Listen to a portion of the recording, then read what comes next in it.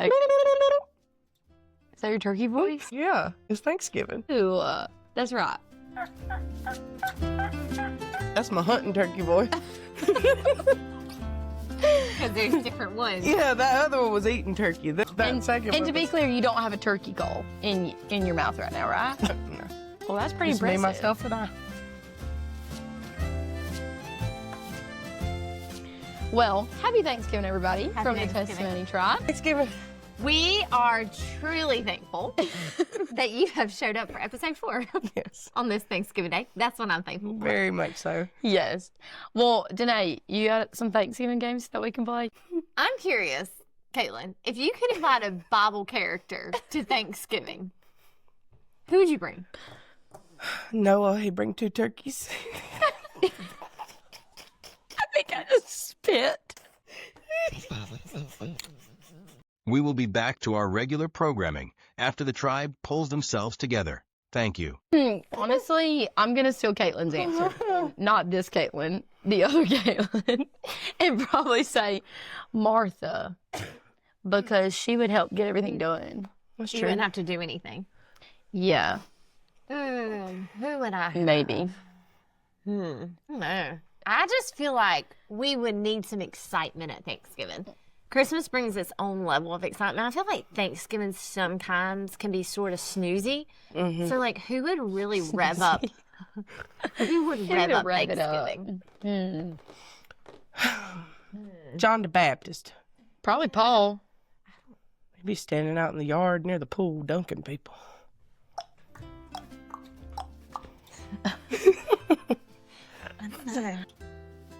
Time to play Thanksgiving. This or that. Turkey or ham? Ham. Me too. Turkey. I don't like turkey. I will eat it on Thanksgiving, like the nice cooked turkey, but like turkey, like sandwich meat, I don't like that. So But this is Prefer talking about Thanksgiving, but so we even ain't I getting that. know. We be getting. I know, but I'm just saying, like, even on Thanksgiving, like the turkey, I only get like one piece. Just feel like Do y'all have giblet gravy? I don't even eat gravy. I don't do gravy either. Add that to y'all's prayer list. Okay. Mashed potatoes or sweet potatoes? Mashed potatoes. Sweet. We're not going to be able to be friends. Well, this is our last episode of the podcast. Oh, yeah, to break it to you. Sweet potatoes with coconut. Say what now, Fred? Sweet potato casserole, but with coconut. Milk? No, coconut flakes. Shavings. Yum. Pecans and brown sugar on top. Over the marshmallows. Okay. Or with marshmallows too. It All doesn't right. matter. Okay. Pumpkin pie or pecan? Pecan. What did you say? Pecan. She thinks it's pecan. I think it's pecan. Okay, guys. Pecan pie. We Pecan. need I to say, know. I don't really know what I say. It depends on the day. Pecan pie. Pecan. Pecan pie. Pecan pie? I'm about to go. Pecan pie. I don't eat either, so it doesn't matter to me. I like sweet potato. I have to make I have dessert to- because Ready? Sometimes pecan don't pie drink can what I be like. too, I don't know, the custard inside can be too much. Pecan. pecan. Oh, it's Pecan. And wine is spelled like that. Puh.K-A-A-N. Danae, Pecan. Danae, why is comb spelled C-O-M-B, but home is spelled H-O-M-E? I don't know. But this is why. It's because of where Comb it is spelled originates. C-O-M-B, but bomb is spelled B-O-M-B. And I forgot. tomb Boom. is spelled different too. Anyways. That's why I can't spell. Okay, moving on. Moving on. Okay, we kind of already addressed this on Caitlin's side, but gravy or cranberry sauce? Ooh, Neither. cranberry sauce. Neither. Neither. Gotta have a little sweet and salty. Mac and cheese or stuffing? But it's got, go back, hold on 1 second. It's gotta be out of that can, that cranberry can. Where it comes out looking the same See? as it does? Like That's jelly. what Eddie likes. He wants it straight out of that can. Yes, girl. I've had some homemade stuff. They don't put I'm enough. going to need to explore can in the it. macaroni and cheese. Because is this a casserole, runny, or crock pot? Because that matters. That does It matter. does matter.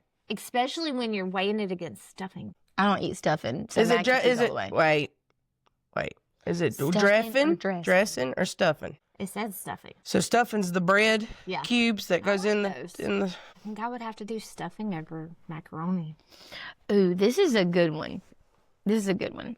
Oh boy. Thanksgiving lunch, Thanksgiving dinner. Lunch. Because then you eat leftovers for dinner. Wait, supper is lunchtime, right? Dinner? No. Dinner. To some people, dinner is lunch, and then supper is Dinner and supper. evening. I say dinner and lunch. We usually eat at 1. We're around lunch, whatever time that qualifies for anybody. I have 3 Thanksgiving dinners to attend, so we spread them out throughout the day. We have 2. I get lunch and dinner. So Through the day? Like one singular day? yeah, Where do you put all that food? I don't, but Do you eat little tiny plates of food? usually. Or like if I know that I like a certain person's mac and cheese over another person's mac and cheese, like Jeez. You'll save it. Okay. load it up. Yeah. Okay, I would like to know this. Do you go Black Friday shopping? We used to do that as a date, but we don't do it anymore. Okay. Yeah, it's hard with the kids, and Brenton's always working Thanksgiving, so I don't have anybody to watch the kids. I haven't been back to Black And Friday really, shopping. we wouldn't go shopping. We just walk around and people watch. Really? Yes. It's I like a free remember- WWE SmackDown over I Sony remember- television. I went with my mom one year and she was waiting on a laptop and we were in Walmart for hours and we camped out in one of the camped out? aisles. No, like we had to wait in line. Oh, y'all took your tent outside like some people? I am not a camper girly. No, we stayed in this one aisle forever. It was a toilet paper aisle. I built a bed, toilet paper, and laid in the aisle waiting for my mama to get No, this you laptop. I'm pretty sure I have a picture of it. Okay, this is not really Thanksgiving, but decorate for Christmas before Thanksgiving or after Thanksgiving? You really want to cancel us this early in our career of podcasting? I'm just curious. Just kidding. I really don't decorate care. before most of the time. I used to not. Now I do with the kids to get the most out of it. And two, honestly, it's just too much work for 1 month. Yeah. It takes me days to decorate for Christmas, and it's too much work to just. So we've made a tradition with the kids because Dom's mom loves a real tree. We've always had a real tree. So we have Thanksgiving lunch with my parents because they're an hour away. And then we come home, and on the Friday after, we've always done it with his mom. And then we'll go and take the kids and cut down our Christmas tree, her Christmas tree, bring it home. We'll do the whole like Christmas tree farm, experience thing. Cute. Yeah. So it's I fun. like that.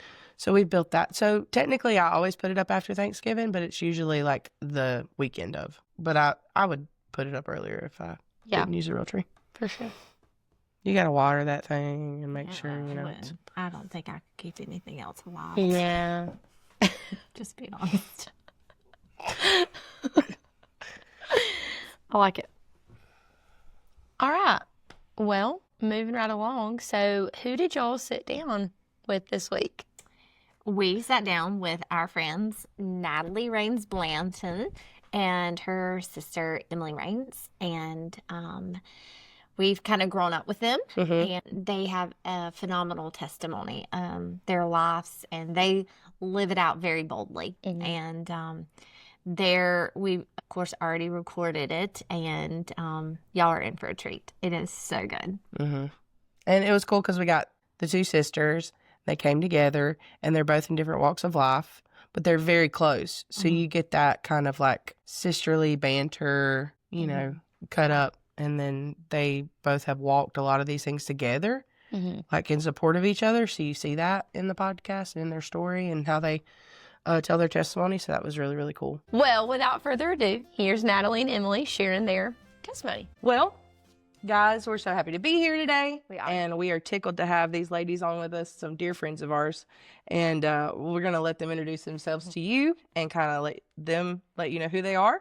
But this is a really excited episode, one I've been looking forward to. And I think in the beginning, I told today, I was like, I want Natalie and Emily on the podcast. I want them to be on there at some point, just because I feel like y'all are so well-rounded and you have such a perspective. And That's sweet. I look up to you, So we Y'all appreciate carry it. a good testimony, Yes, and we're Lord. excited to share it today. And we can't wait for our listeners to find out about all that you guys are doing now, the Lord's doing in your life, and just to talk testimony with you today. So why don't you tell everybody who you are and, all that good stuff. Go ahead, Ness. I'm Natalie Raynes Blanton. My parents, I really have to give them the credit for, I feel like, so many of the things that the Lord has done in my life in the last 10, 15 years.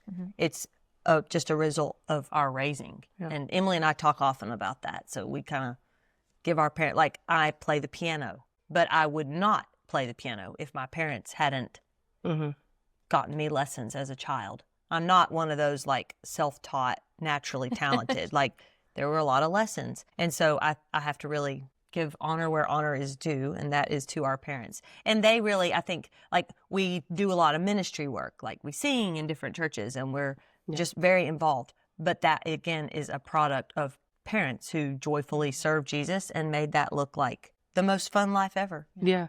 And it really is. So I have 2 little people, Raylan and Asher, who you'll probably hear at some point. And my husband is Josh, and he's a carpenter. But today he's in the deer woods. So Today he's a hunter. Today he's a hunter. Tomorrow he'll be a carpenter. Yeah, exactly.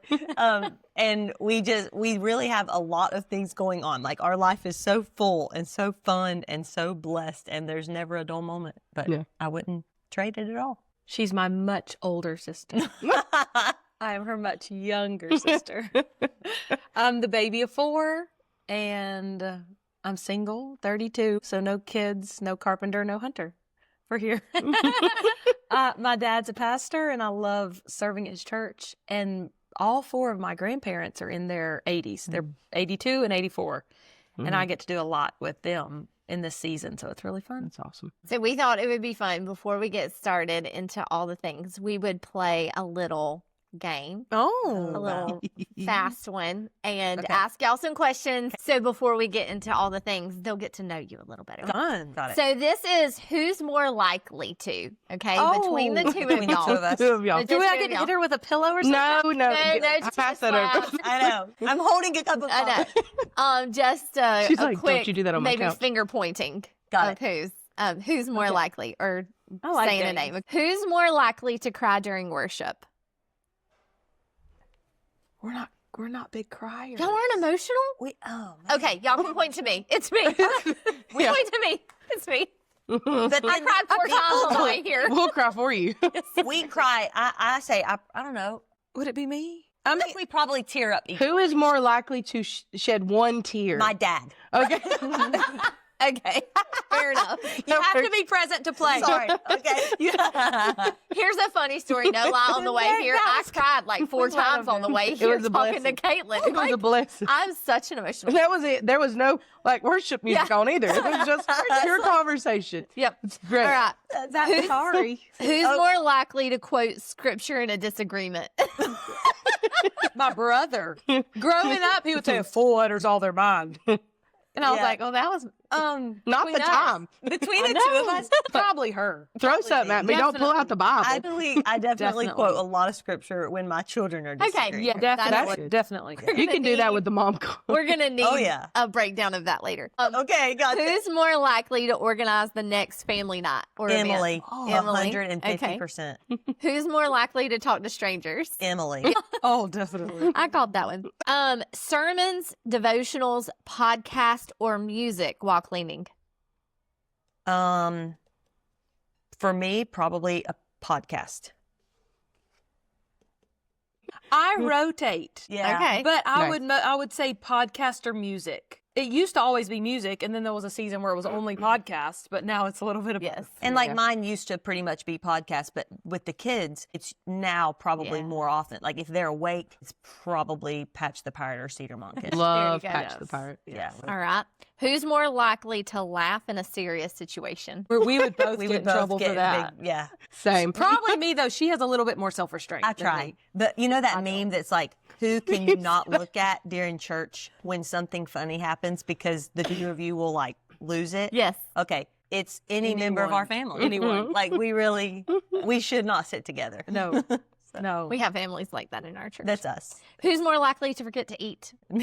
Oh, I eat every hour. Who's more likely to call dad for advice first? Probably both of Probably us. her, but I do too. Yeah, Dad's definitely always do. got the wisdom. Like I literally called him like 3 times last week.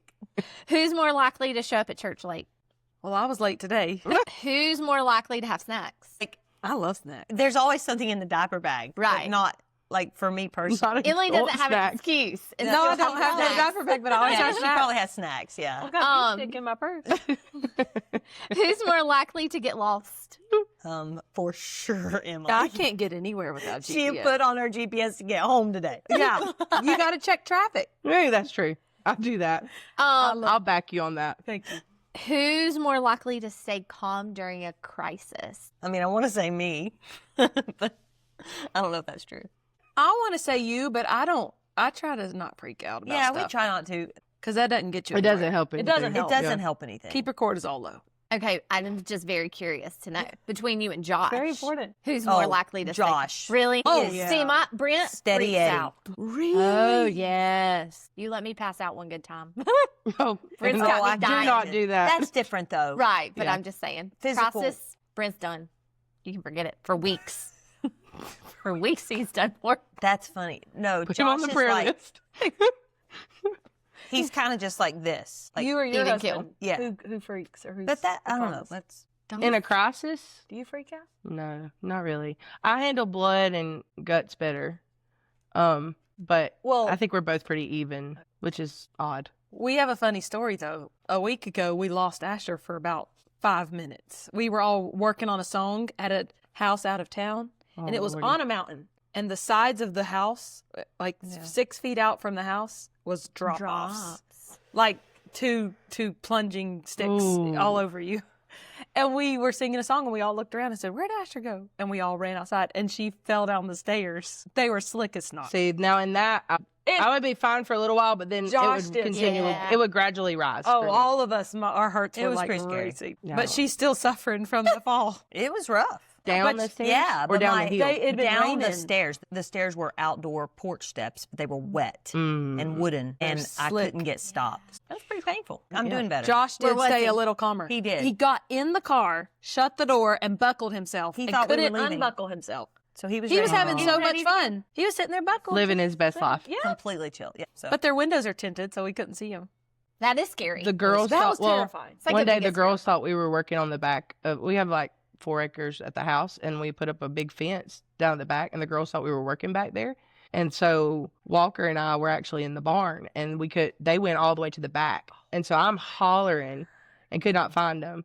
And so Walker's starting to panic because we've gone through the house, we've gone through everywhere that we had been, and they had just walked the fence line to the back of the property back there and couldn't hear us. They couldn't hear me. And I was like, oh my goodness. So I That's don't terrifying. wish that on anybody. No, that's It is scary. No. It is scary. All right, who's more likely to end up volunteering for 3 ministries at once?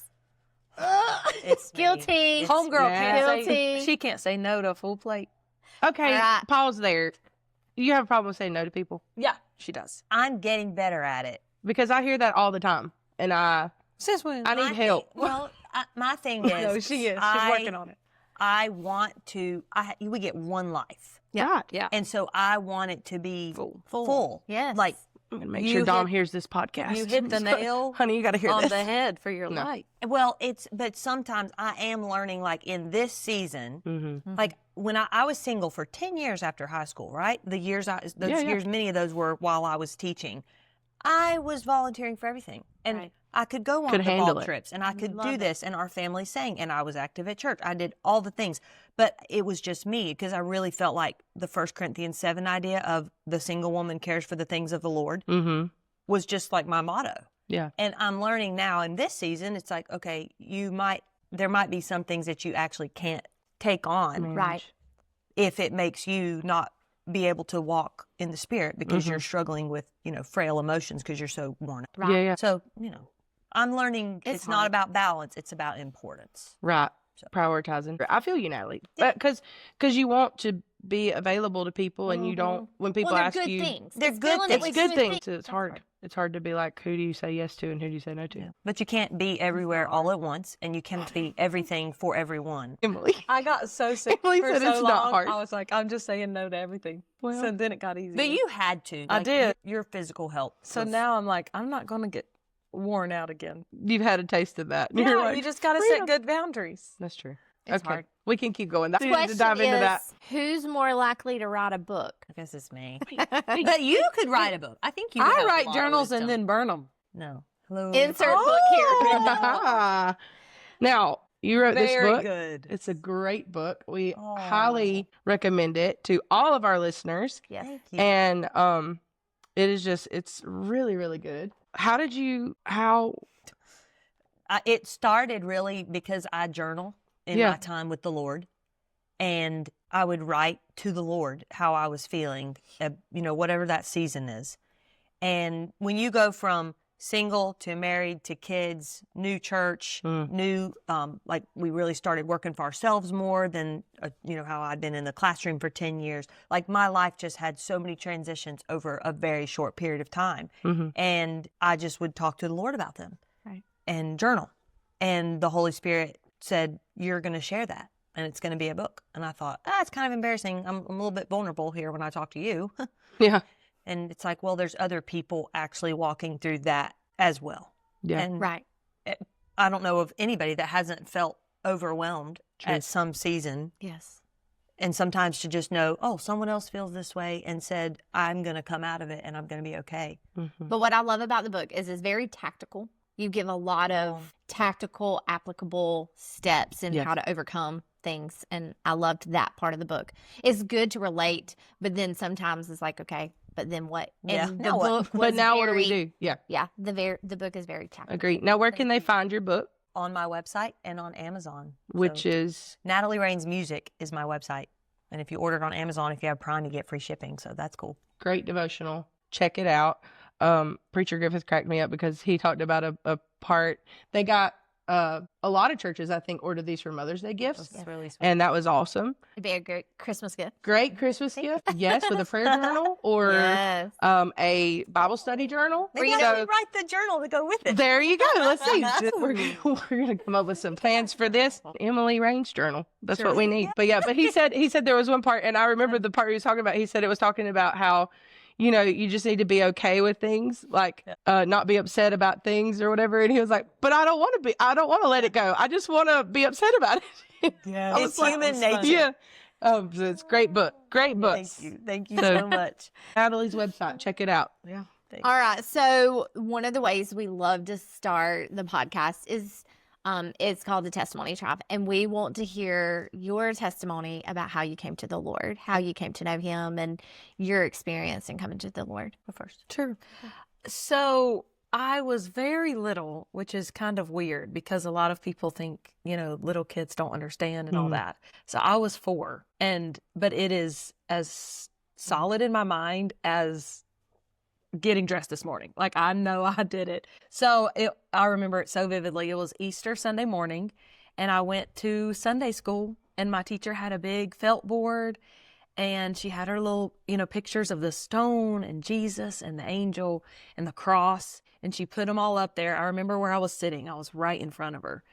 And she made it so simple. And even for a 4-year-old, 4-year-olds understand a lot. Yeah, they do. Like they just do. Natalie's daughter just turned 4. She's brilliant. She can be manipulative, right? They've got They know. they're giving, they're kind, they're sweet. They're also super smart. And I sat there and she said, Jesus was perfect and he loves you. You're not perfect. You're going to die and go to hell one day. He died on the cross to take the sins away. If you believe that, you won't go to hell and you'll spend eternity in heaven with him. That's all it was. And I remembered sitting there and it clicked. All those little steps, she said, they all just fit together. Yeah. And I sat there terrified. And I thought, I know I'm not perfect. I had 3 older siblings, and they reminded me that I was not perfect. Some kids these days might be told, you're a little princess, you're a little angel. Yeah. Nobody told Emily Ann she was an angel. I did not doubt that. And so the rest of the day, I just kind of fudged through, going to lunch, getting pictures in my little fluffy dress, fluffy socks, little hat, whatever. And that night I crawled into bed, and I pulled the covers up to my chin, and I thought, I am not a good little girl. And he did die for me and I am going to hell. And I didn't want to shut my eyes. I thought if I shut my eyes, I'm going to go to hell because it's going to all be over. What if I die? And so I sat there for a long time in bed and then I jumped up and I ran to my parents and I actually got saved in this room, Wow. which is kind of crazy. But this is the house I grew up in. And so I ran to my parents and I said, I'm going to hell. And they were like, let's thank Jesus for showing you that. And then you can go back to bed. They didn't know if it was just an emotional Right. thing. And I said, I'm not going to bed. I said, I've already tried that once and I'm not doing it again. And they asked me, what I was thinking, and I told them. And so they let me ask Jesus to come into my heart that night. And I went and climbed into bed and I pulled my covers up and I was out like a light Peace. because I was so happy. And so ever since then, like every year since then, Easter is so special to me because you have nothing to celebrate on Easter. if you haven't had him in your heart. Right. And that's why I love it. So it's my favorite holiday, favorite everything. Absolutely. Okay, so I was 5 years old, and I doubt there's anybody that was in that service that even remembers it because it was so unremarkable. I just heard the message, and it, like she said, the pieces fit together. Yeah. And, we'd heard the gospel since birth. Right. And there's just that time when the light comes on and you go, it was for me. Yeah. Right. And I asked my parents to go pray with me in the invitation, and they went down. And I remember both of them being on either side, and I asked Jesus to come to my heart. And I remember thinking it was so fun because anytime anyone got saved in our church, pretty much the whole church would line up Yeah. and like give them a hug or a Yeah. handshake or whatever. And it was just the sweetest joy watching everybody else be excited for me. I remember that. Yeah.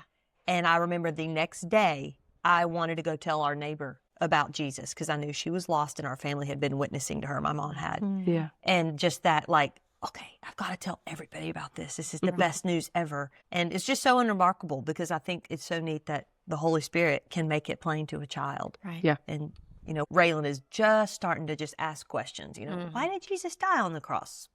Where is he now? Does everyone die? Anybody that dies, did they die on a cross? No, Jesus was special. That was for you. And it's just neat. Like their mind just starts grasping it. Thinking And about it. for a little child, it may happen over time where they gradually gain understanding, And I think that's just so sweet of the Lord to make it that children can understand. The one tip that stood out to me too that you said was like your parents didn't push you or jump on board right away, and that's something that stood out. And you hear preaching about that, but once you have kids come up and they get to that place, Walker was one too that we literally was like, oh, you'll be fine. We'll wait. It's okay. And he was absolute. Got to the places where Emily was, where it's like absolutely not. And I think that is just wise. And it gives them more grounding. Do you ever, for any listeners that maybe got saved young, ever struggle with doubt or anything like that? Did you ever struggle with that? No. You really didn't. Yeah. It's always been kind of solid. Yeah. But a lot of people do. I did understand. tremendously. I actually made another profession at 10, thinking maybe I didn't quite understand, or you would hear someone else share a testimony at church and it was like, I didn't do that, or I don't remember what I said. Maybe I didn't say it right. So I started really overthinking it. And it was just in my own head. My parents pointed me to the word every time. I would just get in my head and be like, well, maybe I didn't do it right. So I made a profession at 10. And then at 13, several of my friends got saved. And there I was sitting, I thought, well, I'm really not a very nice person. Maybe I also am not saved. And I started the same thing, doubted horribly. I would come to my parents at night. How do I know if I'm born again? And they'd point me to 1 John, take me to scripture. But I always was not sure that I had done it right. And at 15, I got serious about my Bible reading and made a vow to the Lord I'd never miss a day in my Bible. And because of a message I heard, and the preacher had said he had made a vow to the Lord he would never miss a day in his word, and that was 12 years before. And the Holy Spirit said, I want you to promise that. And it was so clear. Like that is probably, that day stands out to me almost more than my salvation, how clearly the Lord spoke that. And I started growing when I started reading his word. And he really helped me nail down that I was in Christ, but it wasn't because of what I had done. It was because I accepted what he had already done. Yeah. And because all we do is believe, right? Repent and believe. And here I was trying to be like, But I have to do this. maybe I didn't say it quite right, or if I didn't say the right words, was I under enough you start doing all that. All the things. Mental games is what it is. And it was like, no, Jesus said, if any man comes to me, I will not cast him out. Yeah. Like you confess with your mouth and you believe in your heart, you're born again. Yeah. It's so simple. But it was consistency in the word that helped me get that assurance. Because just that steady digest, that nutrition from the word, my spiritual man started growing. Yeah. We all talked about growing up in a preacher's home, and we can all 4 of us could attest to what a testimony your parents are and your grandparents as well. But if you had one word to describe your upbringing and being in a preacher's home, what would that be? One word. Okay, so we didn't actually grow up in a preacher's home. My dad did Oh. not get called to preach until he was 47. Yeah. Wow. I didn't did realize not that. know that. I think he's 47. So my granddad Yeah. was our pastor growing up. Yep. And dad was the school administrator. Dad's background is banking and education and ministry. Really? Yeah. Wow. So he was a jail chaplain. He's done all sorts of stuff. But the Lord called him to preach, and our family started traveling more because he was preaching out Right. more. He's always been an amazing Sunday school teacher, that kind of thing. Mhm. But he didn't really start preaching until he was almost 50. I didn't. Really? And then a couple years later, Progress Yeah. called and asked him to pastor. Wow. And he'd really only been preaching. I mean, Yeah. he was not a novice. He was a great student of the Yeah. word, had taught the adult Sunday school class, that kind of thing.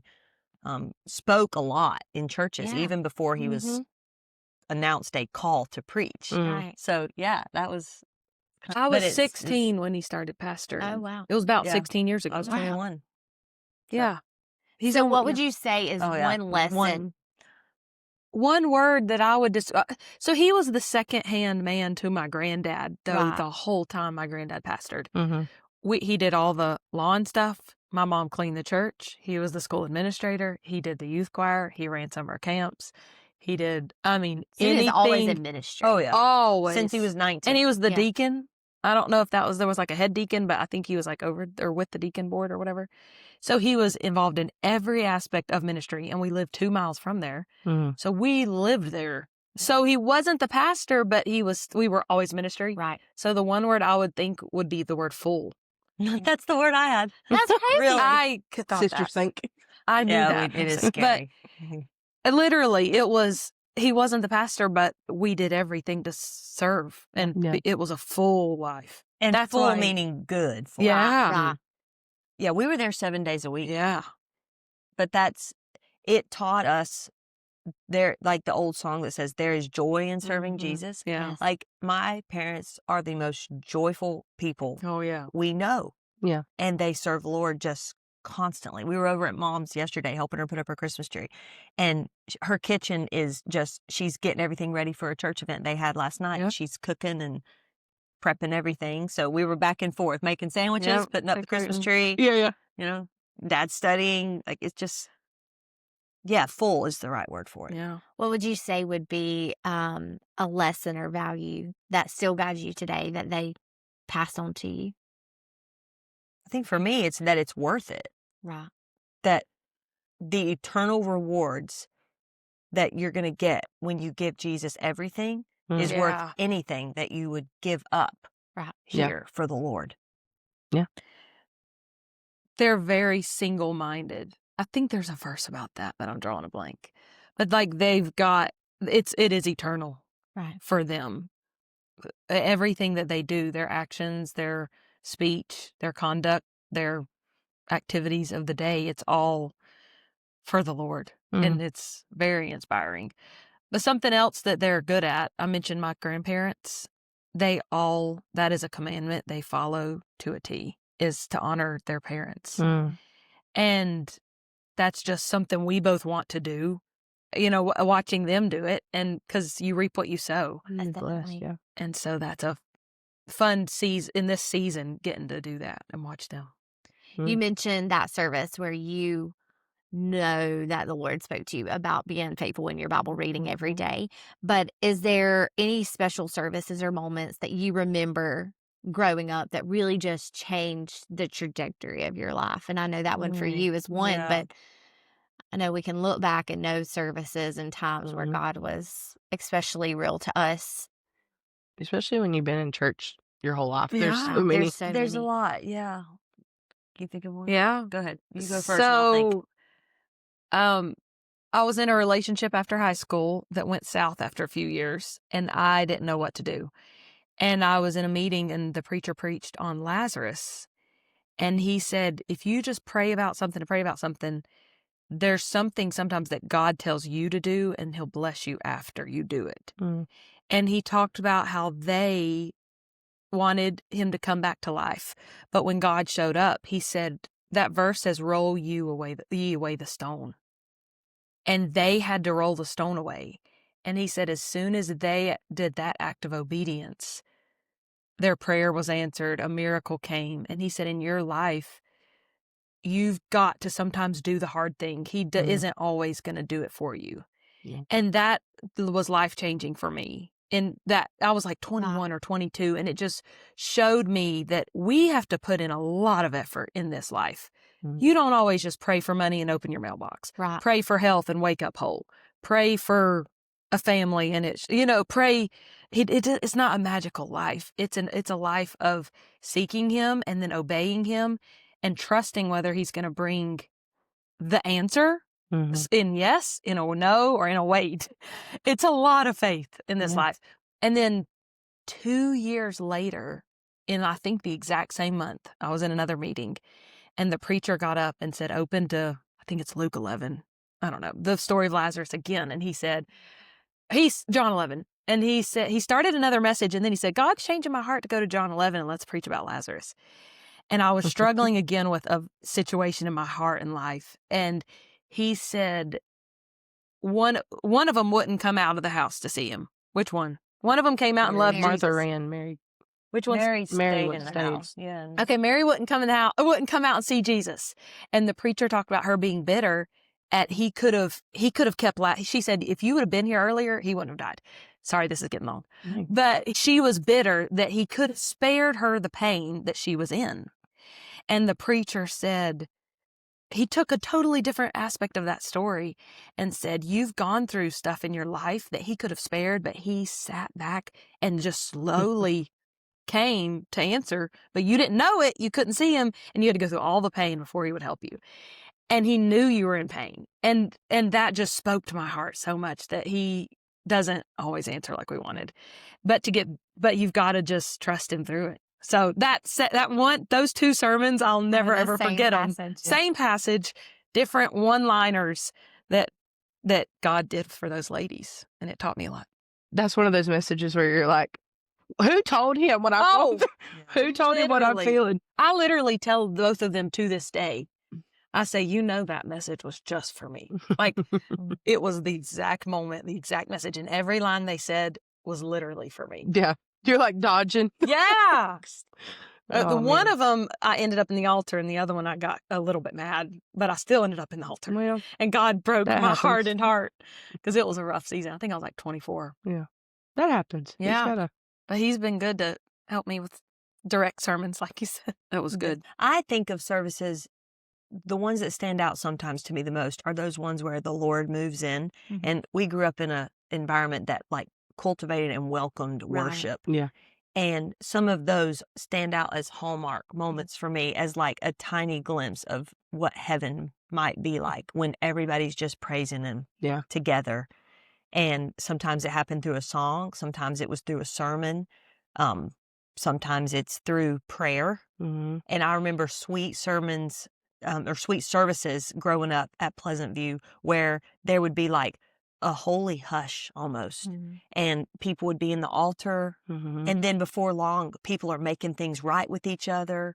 They're going and hugging somebody going through a hard time, taking them down to the altar and just praying over them and encouraging them. And just watching that shaped my view on what the body of Christ is supposed to do for each other. Mm-hmm. And it's edify and encourage and then magnify the Lord together.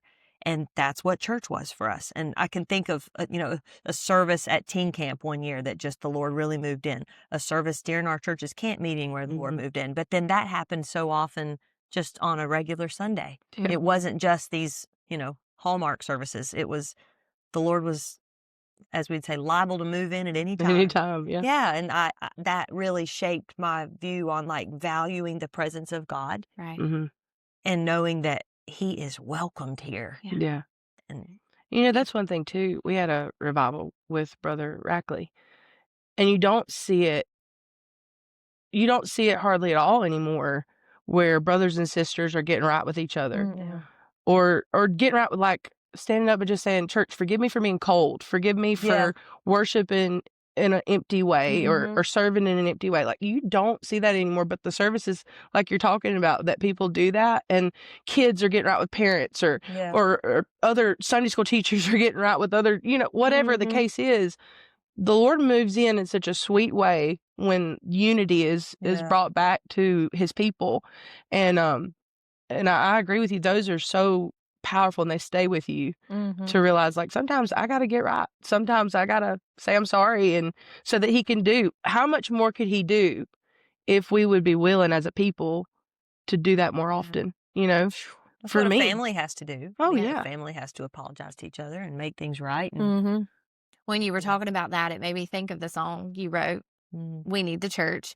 Is some of those moments what inspired that song for you? 100%. 100%.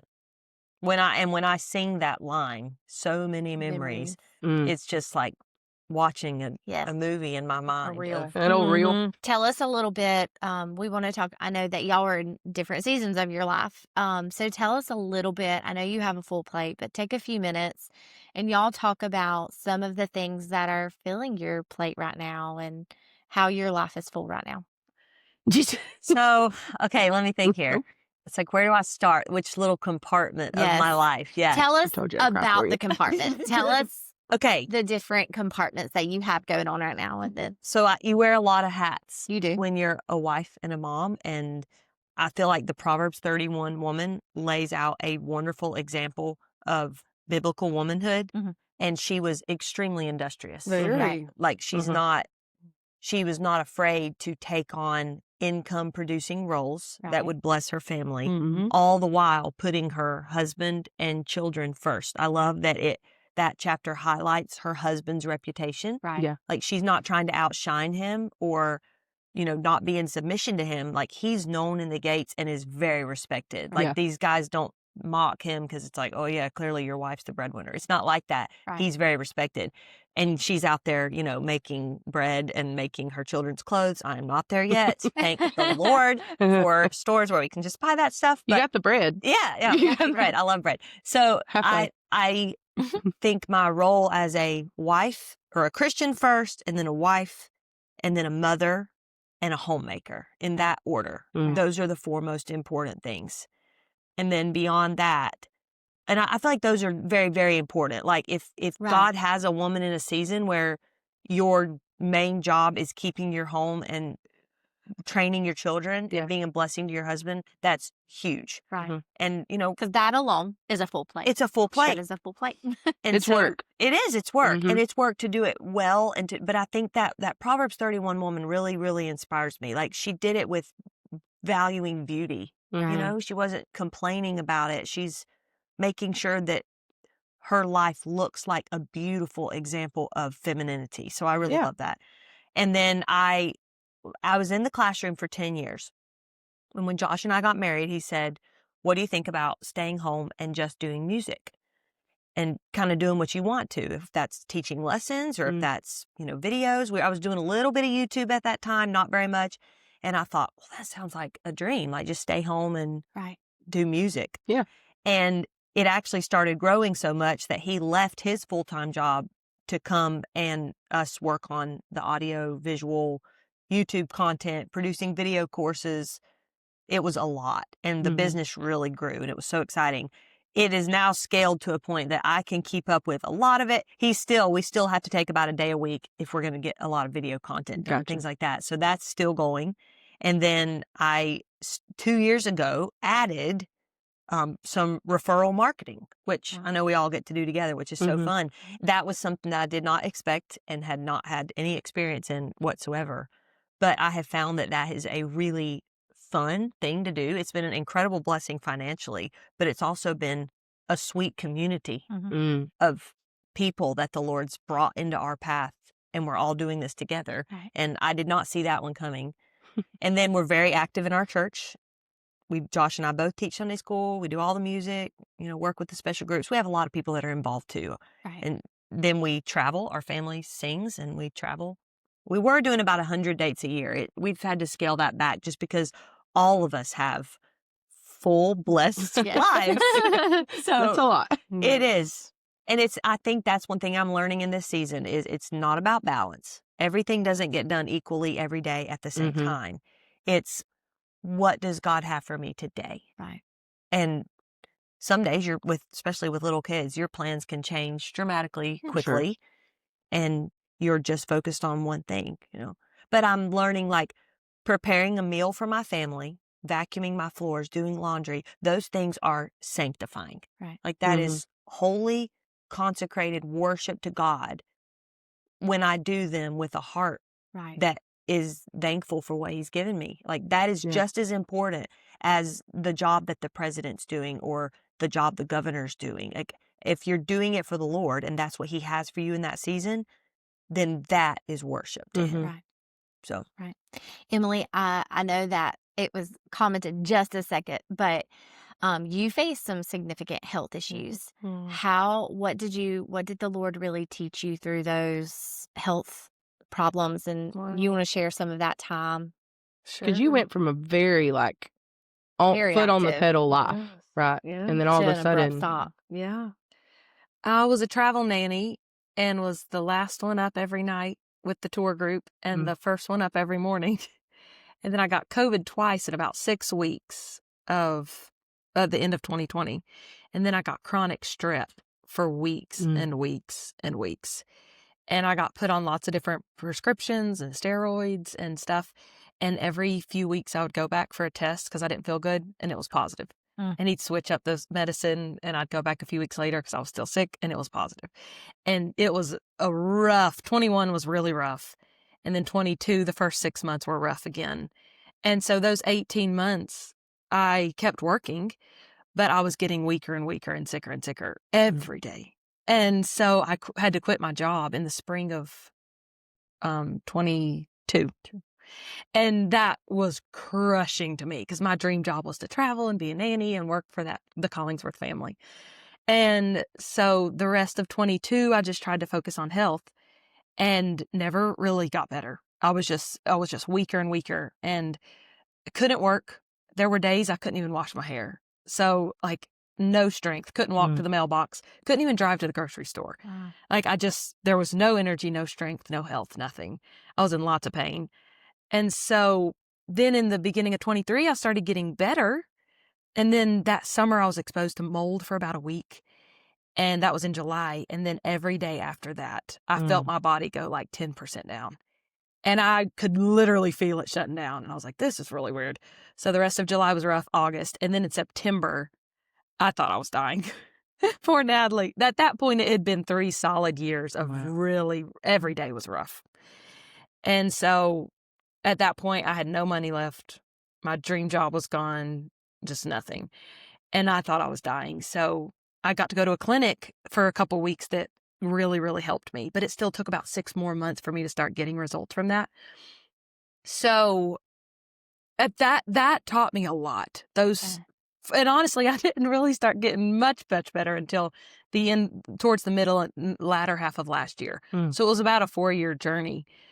That only the people that really saw it the closest were Natalie and her husband and then my parents. And the Collingsworth saw the beginning couple years of it. But it brought me closer to Jesus than anything in the entire world.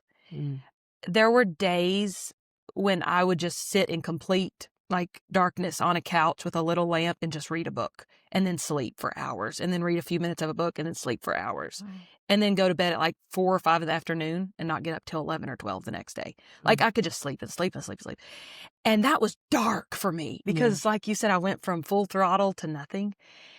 It felt, and I thought, there is no light at the end of this tunnel. And you are a go-getter. Yes. Like you are a the more the high better. energy. Yeah. Yes. I Yeah. loved it. And so it felt like I lost everything and I had no future. Because when you get sick, how long does it usually last? Well, Yeah. there's a big 3 to mental 5 toll days. that takes. It was a bad mental toll. Yeah. I mean, Spiritually, I kept growing, but physically and mentally and emotionally, I did just bottom out. Yeah. Because I had nothing to really live for. right.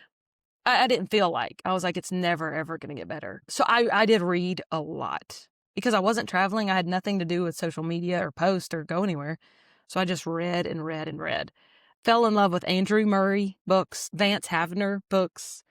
Chip Ingram is one of my favorite living authors. The other 2 are dead. Just had to grow a lot and journal a lot through that. But it taught me a lot more about contentment because you do not learn how good God is when the sun's out. Yeah. You just don't. When life is great and everything is perfect, you may thank him when you wake up, but you don't have to lean on him for strength. Mm-hmm. And I did a lot of Bible studies on strength and weakness and light and darkness. And when Paul went through his thorn in the flesh, he only asked God to take it out 3 times.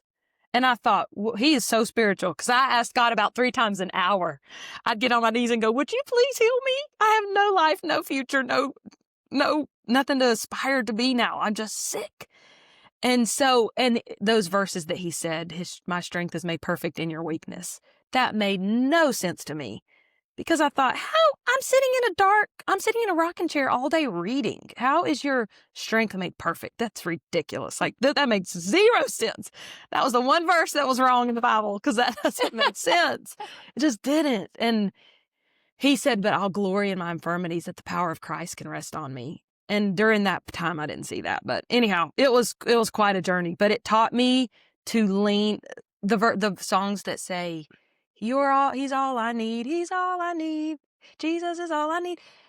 You can't really sing that when life is great and know what it's talking about. And then the people say, until he's all you have, you don't know he's all you need.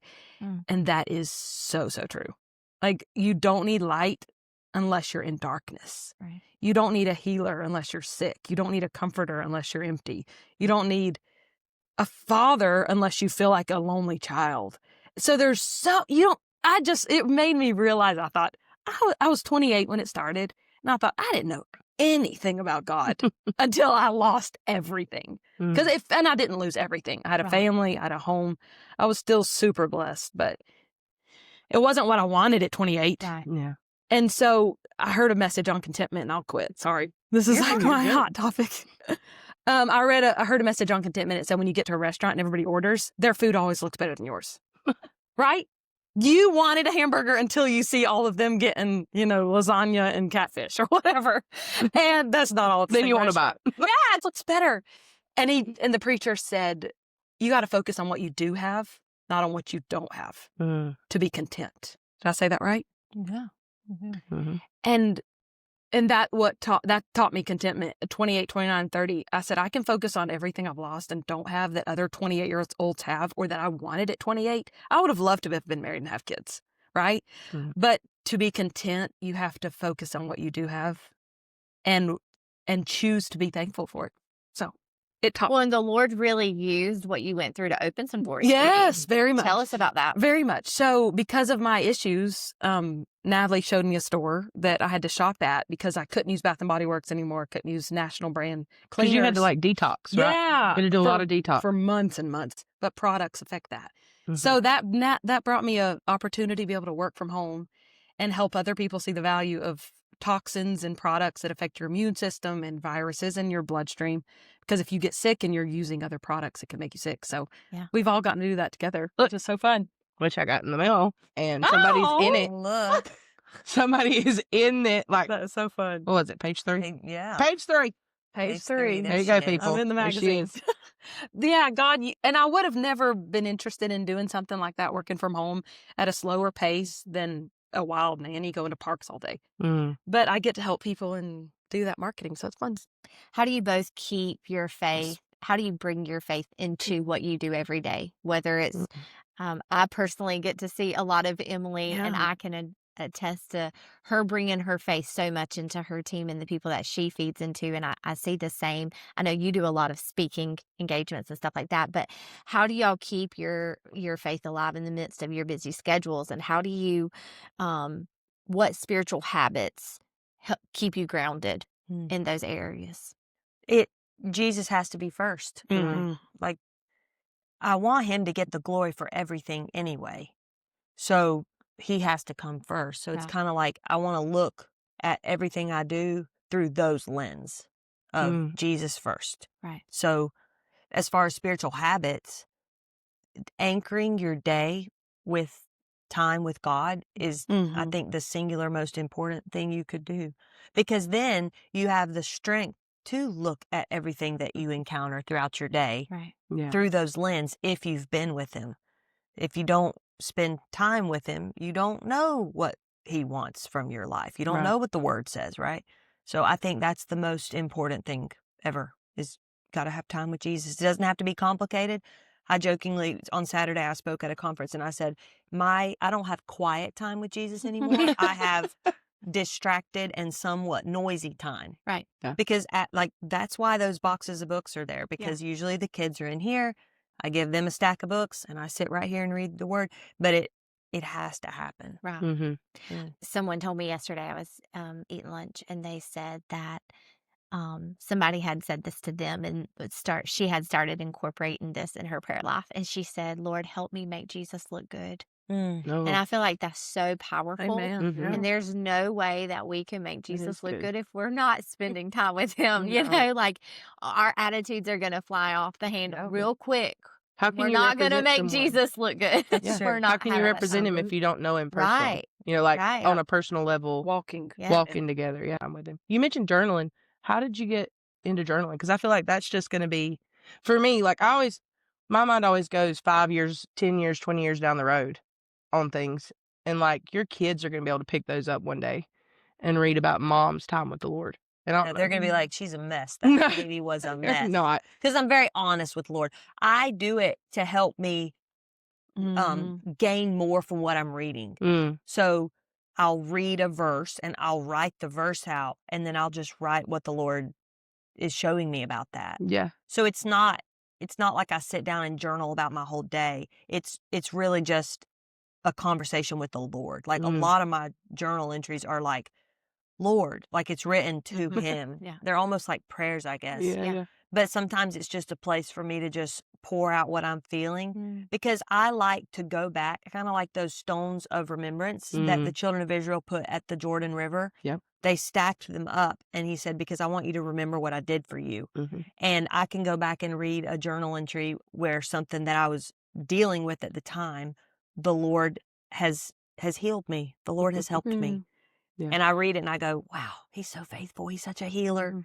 Like he did it again. Yeah. And I'll write in there things that I know about God, even if I didn't feel them at the moment. Yeah. Like, you are still good even when this is bad. You are still faithful. You are still kind. You are still loving. And it reinforces those truths. The more senses you attach to an action, the more that is going to be like firmly imprinted on your life. Yeah. So if I can write about it and see it and read it in the Word and think about it and hear it in my mind, then I'm going to remember it better. Just a couple years ago, I heard about prayer journaling for the first time, which is kind of crazy to me, growing up in church my whole life. For the first time at 20, I don't know, 28, 27, 28, something like that, hear about prayer journaling. And to get to go back and take a pen and see the prayers that you've asked God for and go, done, done, answered. That has been, like you said, it makes it more grounded. You know, my prayer life, because of that, and my prayer life should have been better. You know what I mean? But because of that, to get to go back and see where the Lord did care, and he did hear. And then not only did he care and did he hear, but he worked it out. And then to write, he saved this person, or he healed this person this way, or Papa got healed, he went to heaven. Yeah. You know, those things like that. And then, like in your Bible reading, I think I'm going to pick up on that. I got to get me another journal, because that, I could imagine that's something that it just keeps you going. Your family just has generations of faith. What is a way that y'all intentionally do to try to pass that on to your children? It sounds like I'm saying the same thing, but daily Bible time. Right. Letting them see it. Letting them see it. We had that conversation the other day about just letting them see it. Yeah, And the power they of that. know when they get out of bed, if they don't wake up at some horrific hour of like 5:30, they're going to see Josh in his chair and me in my chair, and we're doing the same thing every morning. Right. And I think I was telling some moms that I said, they were like, well, I can't really do it if my kids are awake. I was like, do it even if they're awake. Right. Because, and Asher, that's one of the first things he'll say. He says, can I have my chocolate shake, and can we do Bible stories? And he knows that after I read my Bible, we'll sit here and we'll do their Bible time. And just making them a part of what we do. Like, we are still just as involved at church, even with little kids, as we were before. And they just do it with us. Yeah. Like they will adapt Mm-hmm. to, a full day of Sunday, Wednesday night, going to revival, going to the extra services. Yeah. Like your kids will grow up loving that if they see mom and dad loving that and being involved. They're not an excuse for us to not show up for something. Right. They're a reason for us to be more diligent and faithful. And I feel like Emily is just an extension of your family. You could tell Emily has such an impact on your little ones, and you have some other nieces and nephews, and you are definitely passing down some influence onto the kids. What do you really hope that they see out of your life? Saying the muffin. Oh, that's one thing. That's a good one. I try to teach them their attitude based off of a lemon or a cupcake. Oh. And I started that as a nanny. And because, with discipline and stuff, it's always different. And I was like, okay, we don't act like lemons. I need cupcakes, Yes. And I taught them to find that in each other. Like if you spot some lemon words coming out, you don't do that. And so the other day, Raylan said, was Asher being a muffin? We were just talking about our words. Oh, yeah. Mm. Sweet words or sour words or unkind. And What did she say? And Raylan goes, yeah, we're supposed to be muffins. And I said, a muffin? And I didn't know what you're talking about. Like I'm giving them Bible doctrine. Yes. The words of your mouth being acceptable to the Lord. She's like, we're supposed to be muffins. And I said, okay, can you tell me what that means? And she's like, it's what Emmy says. We're That's supposed to be right. muffins. Yeah. And I was like, She got her bread treats mixed up. But yes, they know. Girl loves a snack. Hey. My brother's kids are the same way. They're like, guess who's been a lemon today? Uh-oh. Oh, Oh, that's not no. in this house. Oh, no citrus up. Right? So I just told him, I said, lemons are sour, Yeah. yucky. I said, cupcakes are fun and happy and sweet and yummy. I said, always be sweet, don't be sour. And so, but with Bible verses too, I try to teach them the tongue. Yeah. I say, your tongue can be sharp or it can be sweet, and it's all up to you. Yeah. So it's fun. You teaching. definitely have a big influence on them. It's fun. That's fun. What if you could ask Jesus one question? What would it be? Oh, man. Why did he put Why did he put that one tree in the middle? Why didn't he just make them all good trees? Like, why tempt her? She was obviously out of sinful nature. And the devil just went in there and hooked it. And why was the one tree bad? We're going to hear that when we get up there. She's like, Lord, listen, let me just ask you one thing. Okay, give us something fair, spiritual. Sorry, yeah. Let's go now. Sound like, and now the invitation. Hey. I would love to ask him, could he just go ahead and come back today? Amen. Yeah. So Yes. that's what I would We're ready. I'm ready. Before we have to get into the whole high school years, Yeah. it'd be great. Before Please, Lord. drives and have Yeah, school exactly. friends. Heaven will take care Come of back. all of it. Amen. Oh, yeah. There's a lot Amen. of questions I think that we have in our hearts Mm-hmm. that are not going to be answered till eternity. Right. Why does suffering exist? Yeah. I don't know. But I mean, it's because of the curse. I know Yeah. that. Because of Eve and that Right. tree. And it's I'm hitting the root right here. yeah, Emily's going straight. Bottom line, buddy. But I the older I get, the more I long for his Yeah. coming. I remember as a Amen. teenager, it was like all the older people talked about Jesus coming back again and how It was like, they long oh, yeah. for it. You're like, I And I was want a like, car. But I have so many fun things I want I know. and I still think that, Yeah. wonderful life. But the older I Mm. get, the more Let's I go. think. Ain't that funny? Let's go. Ain't that funny how that works? But you're just I like, long for his any coming. day now, Lord. Even day. so come. Yeah. Even so come, Lord Jesus. All right. One piece of advice you would give your younger self. Oh man. Okay, so I heard a lot of solid, great preaching growing up, Mhm. and I actually believed it Right. and just said okay, Mm. and thought that seemed like a pretty good way to live. Right.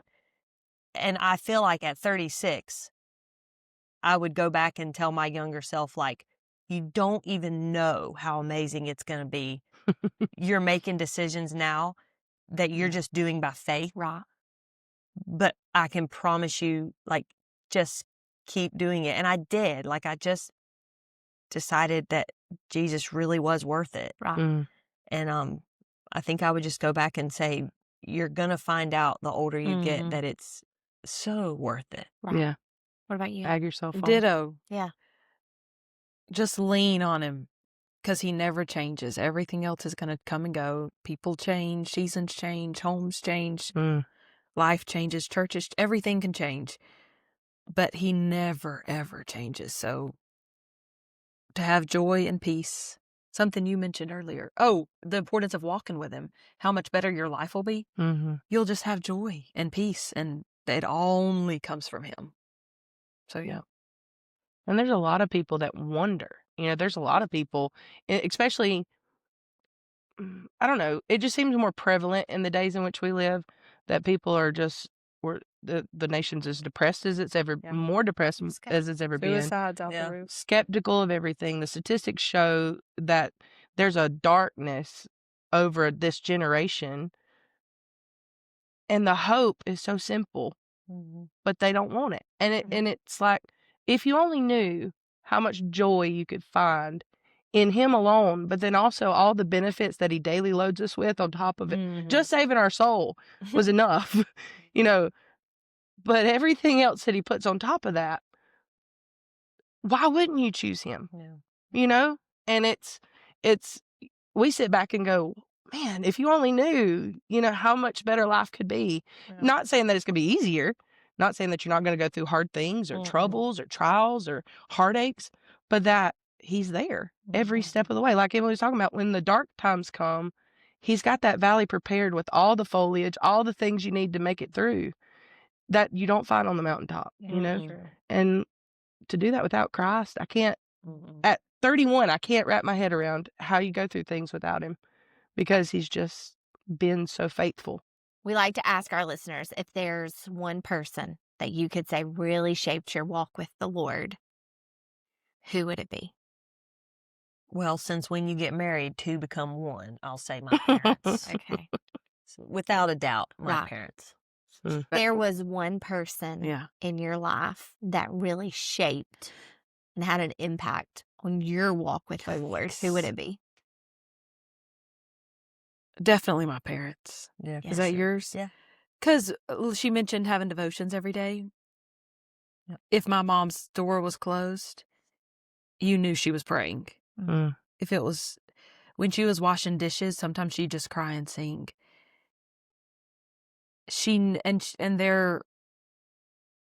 You just saw their priorities. Their life. It was. Dad would be knelt at his recliner and Every don't- night. unless you're bleeding or dying, do not disturb. Every night he was on his knees in the living room for a long time. Yeah. Yeah, definitely them. That's awesome that y'all have that Yeah, testimony heritage. and That heritage. of faithfulness in your life. And It's we're able to priceless. be seen. Yeah, they kept us surrounded with a lot of good influences, though. Right. Mm. It wasn't just our yeah. parents. It was, this is a life of faith, and Right. here's 100 other examples of Right. people doing it.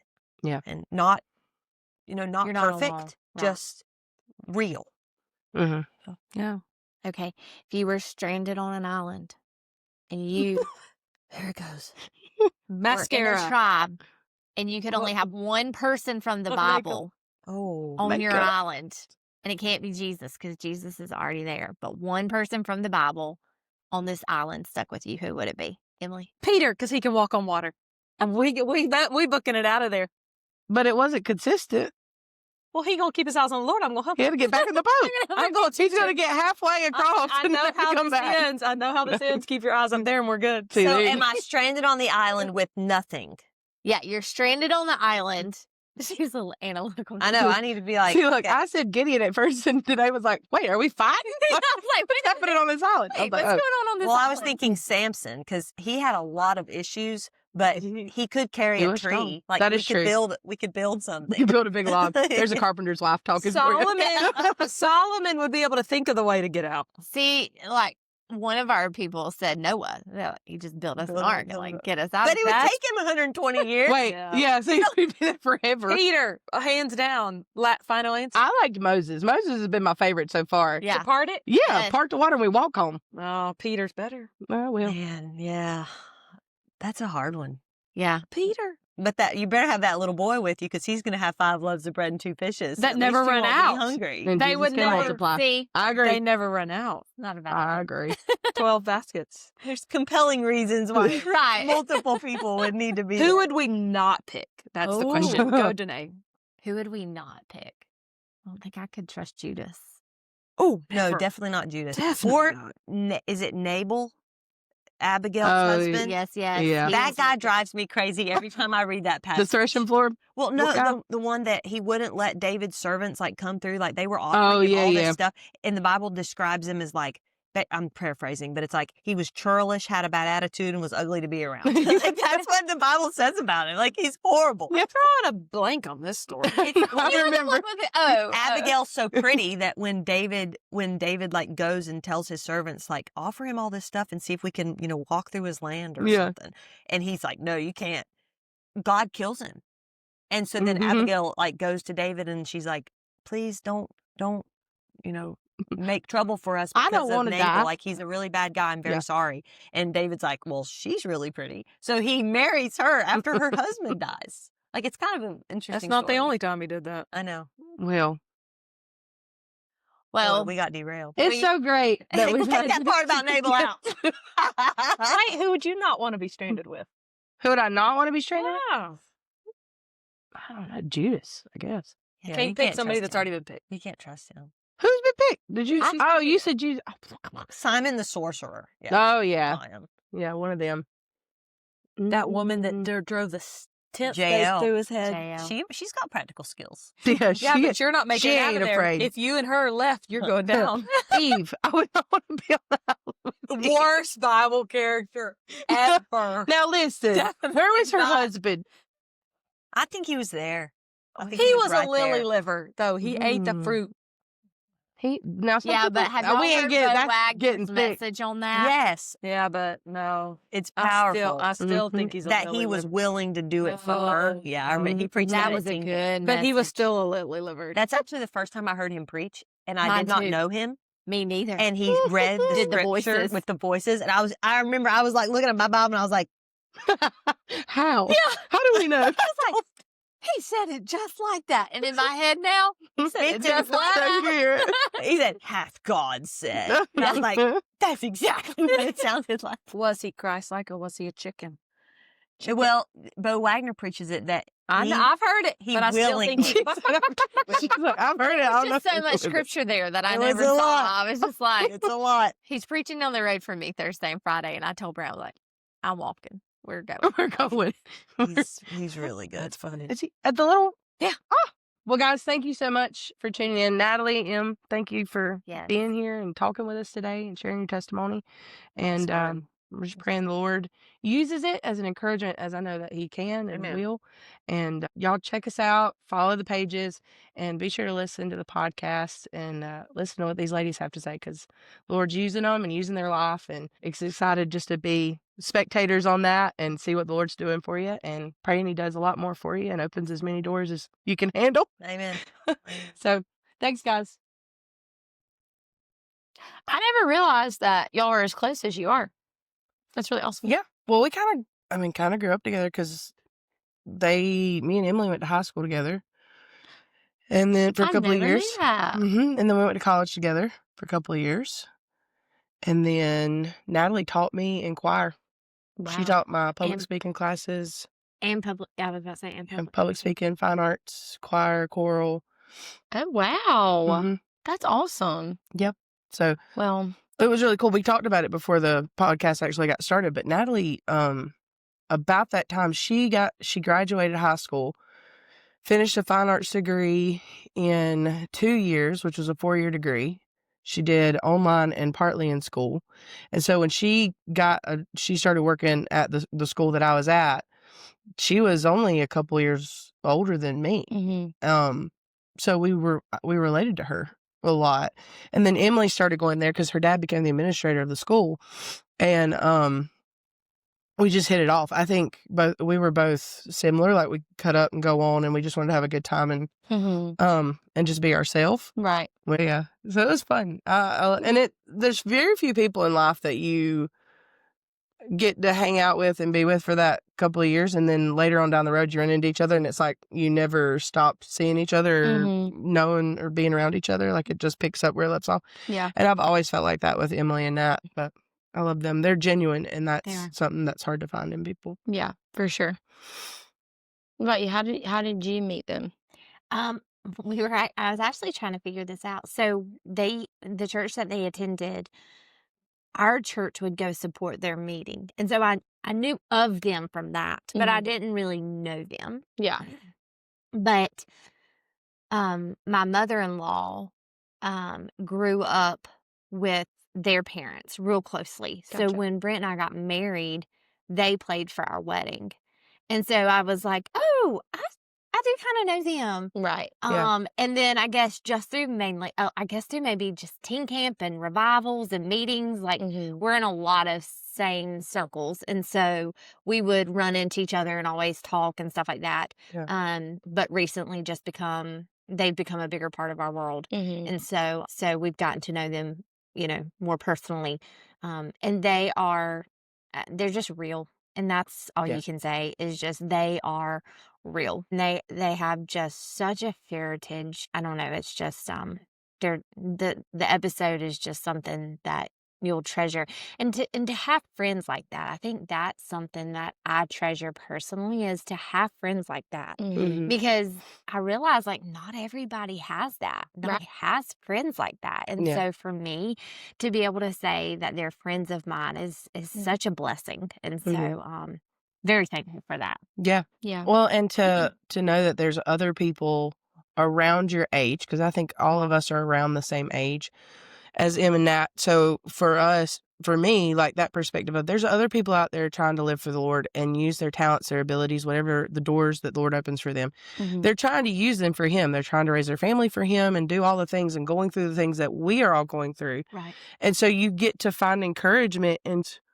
even the pass by, the running into each other. Yeah. There's encouragement in that because it's like, oh, we're not alone in this fight. There's other people out there that feel and try to live the same way we try to live. And so it's really encouraging. And I mean, that's what the podcast is all about, to be an encouragement to other people that maybe don't always see that there's other people out there trying to live for the Lord just like you, and you're not alone, and you can find encouragement in that fellowship, that body of Christ that He put together, that we love one another and we, strive together.